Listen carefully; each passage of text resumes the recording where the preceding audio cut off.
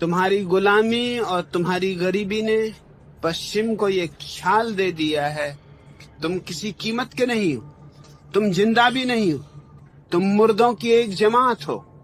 और जो लोग मुझसे पहले पश्चिम गए, विवेकानंद, रामतीर्थ, योगानंद और दूसरे हिंदू सन्यासी, उनमें से किसी का अपमान पश्चिम में नहीं हुआ। कोई दरवाजे उनके लिए बंद नहीं हुए, क्योंकि उन्होंने झूठ का सहारा लिया। उन्होंने बुद्ध के साथ जीसस की तुलना की, उन्होंने उपनिषद के साथ गीता की तुलना की, गीता के साथ बाइबल की तुलना की। पश्चिम के लोगों को और भी गौरवमंडित किया। गुलाम तुम थे, गरीब तुम थे, तुम्हारे सन्यासियों ने तुम्हें आध्यात्मिक रूप से भी दरिद्र साबित किया, क्योंकि उन्होंने तुम्हारी ऊंचाइयों को भी पश्चिम की साधारण नीचाइयों तक खींच कर खड़ा कर दिए। मेरी स्थिति एकदम अलग थी। मैंने पश्चिम से कहा कि भारत आज गरीब है, हमेशा गरीब नहीं था। एक दिन था कि सोने की चिड़िया था। और भारत ने जो ऊंचाइयां पाई हैं, उनके तुमने सपने भी नहीं देखे। और तुम जिसको धर्म कहते हो, उसको भारत की ऊंचाइयों के समक्ष धर्म भी नहीं कहा जा सकता। जीसस मांसाहारी है, शराब पीते। भारत का कोई धर्म ये स्वीकार नहीं कर सकता कि उसका परम श्रेष्ठ पुरुष मांसाहारी हो, शराब पीता हो, जिसमें इतनी भी करुणा न हो कि अपने खाने के लिए जीवन को बर्बाद करता हो, जो अपने भोजन के लिए इतना अनादर करता हो जीवन का। और जो व्यक्ति शराब पीता हो, उसे ध्यान की ऊंचाइयों को पाने का तो सवाल ही नहीं उठता। शराब तो दुखी लोग पीते, परेशान लोग पीते, तनाव से भरे हुए लोग पीते, क्योंकि शराब का गुण तुम जिस हालत में हो उसे भुला देने का। अगर तुम परेशान हो, पीड़ित हो, दुखी हो, शराब पी के थोड़ी देर को तुम भूल जाते हो, दूसरे दिन फिर दुख वापस खड़े हो जाएंगे। शराब दुखों को मिटाती नहीं, सिर्फ बुलाती। ध्यान दुखों को मिटाता है, बुलाता नहीं। और ध्यान और शराब विरोधी ईसाईयत में ध्यान के लिए कोई जगह नहीं। लेकिन तुम्हारे विवेकानंद और योगानंद और रामतीर्थ सिर्फ प्रशंसा पाने के लिए पश्चिम की ये समझाने की कोशिश करते रहे कि जीसस उसी कोटि में आते हैं जिसमें बुद्ध आते हैं, जिसमें महावीर आते हैं। ये झूठ था। और चूंकि मैंने वही कहा जो सच था, स्वभावतः मेरे लिए द्वार पर द्वार बंद होते चले गए। मैं नहीं स्वीकार करता हूं कि जीसस के कोई भी वचनों में वैसी ऊंचाई है जो उपनिषद में है, या उनके जीवन में कोई ऐसी खूबी है जो बुद्ध के जीवन में। उनकी खूबियां साधारण। कोई आदमी पानी पे चल भी सके तो ज्यादा से ज्यादा जादूगर हो सकता है। और पहली तो बात यह है कि वो कभी पानी पे चले, इसका कोई उल्लेख सिवाय ईसाइयों की खुद की किताब को छोड़कर किसी और किताब में नहीं। अगर जीसस पानी पर चले तो इसमें कौन सा अध्यात्म है? पहली बात तो चले नहीं। अगर चले हों तो पोप को कम से कम किसी स्विमिंग पूल पर ही चल के बता देना चाहिए। स्विमिंग पूल भी छोड़ो, बाथ टब,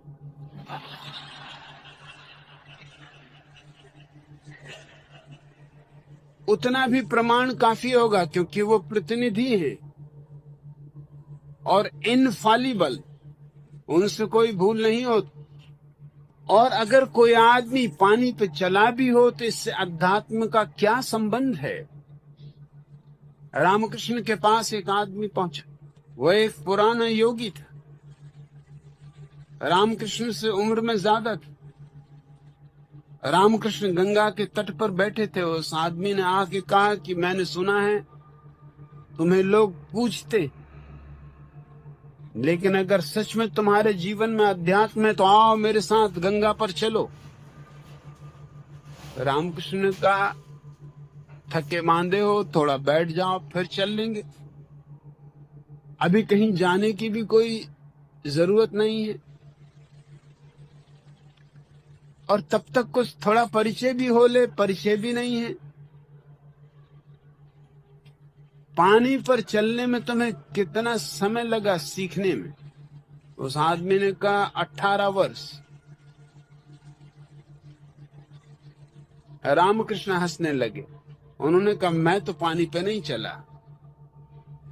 क्योंकि 2 पैसे में गंगा पार कर जाता हूं।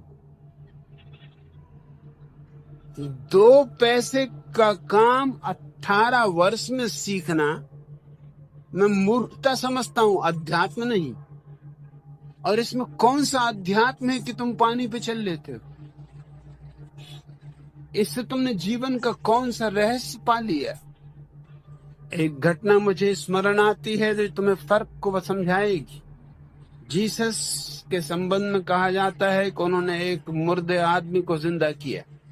जरा सोचने की बात है कि मुर्दे रोज मरते, एक को ही जिंदा किया जो आदमी मुर्दों को जिंदे कर सकता था।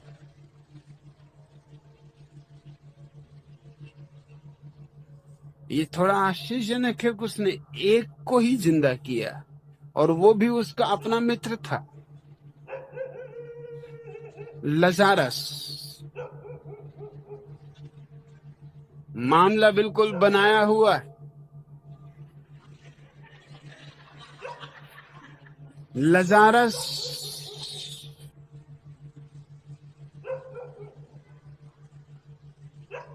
एक गुफा में लेटा हुआ है, और जीसस बाहर आके आवाज देते हैं लजारस उठो।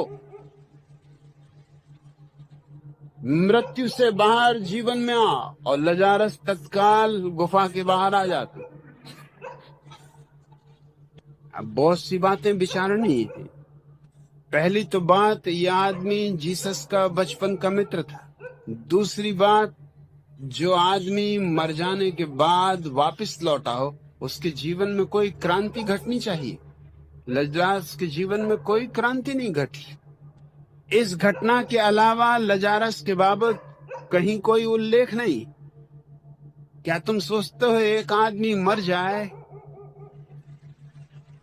मृत्यु के पार के जगत को देखकर वापस लौटे, और वैसा का ही वैसा बना रहे? और जब एक आदमी को जीसस जिंदा कर सकते थे, तो फिर किसी को भी मरने की जुदिया में जरूरत क्या थी? इस घटना को मैं इसलिए ले रहा हूं कि ठीक ऐसी ही घटना बुद्ध के जीवन में घटी। वे एक गांव में आए हैं। वहां एक स्त्री का इकलौता बेटा, उसका पति मर चुका है, उसका अन्य बच्चे मर चुके हैं। एक बेटा जिसके सहारे वो जी रही, वो भी मर गया। तुम सोच सकते हो उसकी स्थिति। वो बिल्कुल पागल हो उठी। गांव के लोगों ने कहा कि पागल होने से कुछ भी ना होगा, बुद्ध का आगमन हुआ है, ले चलो अपने बेटे को, रख दो बुद्ध के चरणों में, और कहो उनसे कि तुम तो परम ज्ञानी हो, जिला दो इसे, मेरा सब कुछ छिन गया। इसी एक बेटे के सहारे में जी रही थी, अब ये भी छिन गया, अब तो मेरे जीवन में कुछ भी ना बचा। बुद्ध ने उस स्त्री से कहा, निश्चित ही तुम्हारे बेटे को मैं सांझ तक जिला दूंगा, लेकिन उसके पहले तुम्हें एक शर्त पूरी करनी पड़ेगी। तुम अपने गांव में जाओ और किसी घर से थोड़े से तिल के बीज ले आओ, ऐसे घर से जहां कोई मरा ना हो।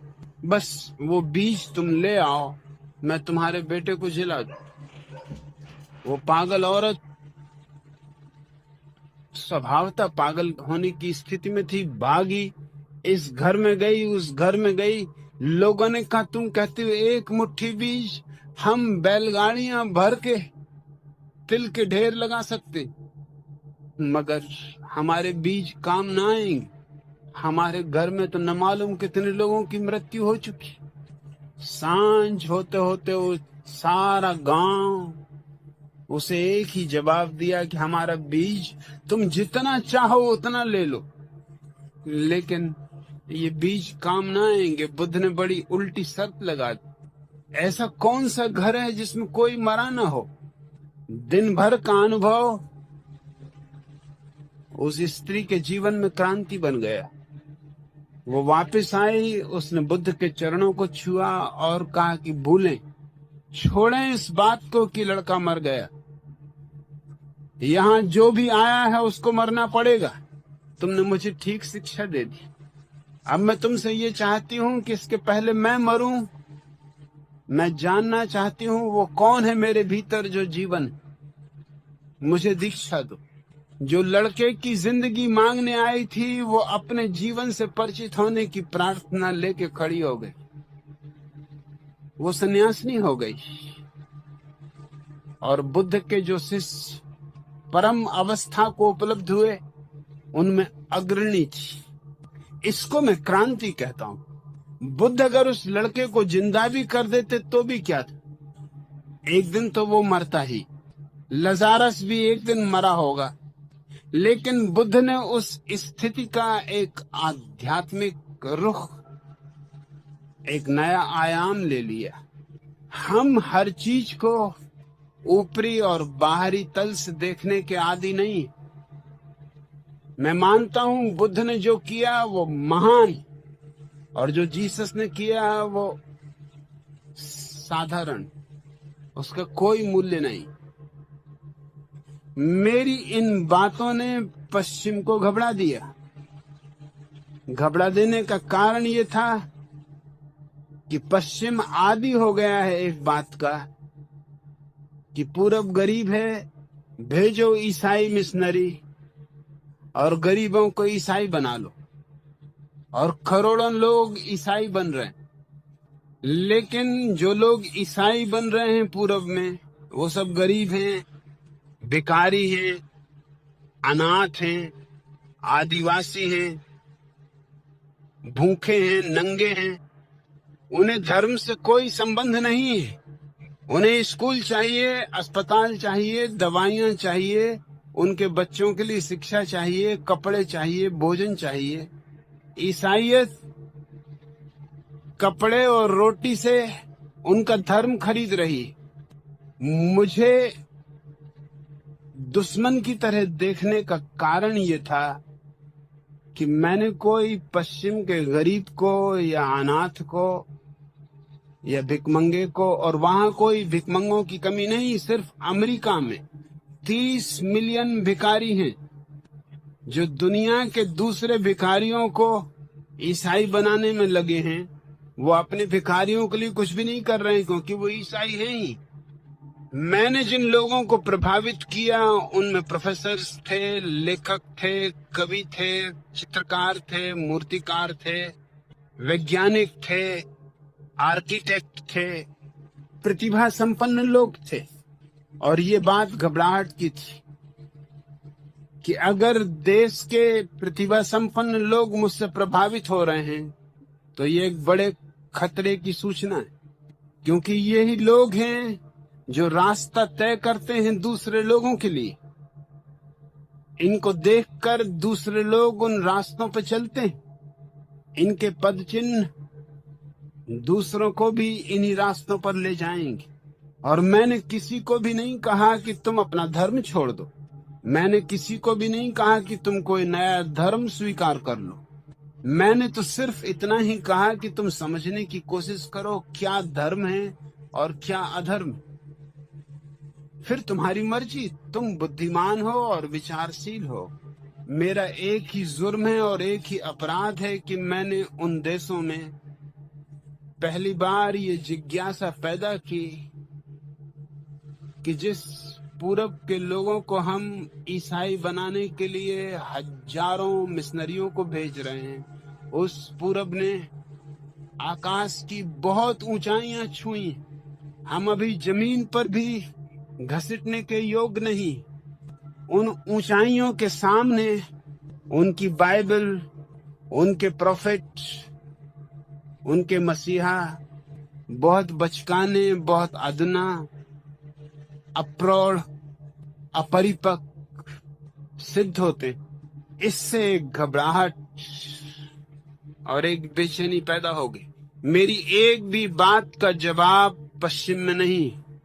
मैं तैयार था प्रेसिडेंट रोनाल्ड रीगन से व्हाइट हाउस में डिस्कस करने को खुले मंच पर, क्योंकि वो फंडामेंटलिस्ट ईसाई, वो मानते हैं ईसाई धर्म ही एकमात्र धर्म, बाकी सब धर्म सब थोथे। पोप को मैंने कई बार निमंत्रण दिया कि मैं वाटिकन आने को तैयार हूं, तुम्हारे लोगों के बीच तुम्हारे धर्म के संबंध में चर्चा करना चाहता हूं और तुम्हें चेतावनी देना चाहता हूं कि जिसे तुम धर्म कह रहे हो वो धर्म नहीं, और जो धर्म है तुम्हें उसका पता भी नहीं। स्वभाव था मैं उन्हें दुश्मन जैसा लगा। एक अकेला आदमी कभी भी सारी दुनिया में इस बुरी तरह दुश्मन पैदा करने में समर्थ नहीं हुआ। हर देश की पार्लियामेंट ने निश्चित किया हुआ है कि मैं उनके देश में प्रवेश न कर सकूं, क्योंकि मैं खतरनाक आदमी हूं। मैं उनकी नैतिकता को नष्ट कर दूंगा, उनके धर्म को नष्ट कर दूंगा।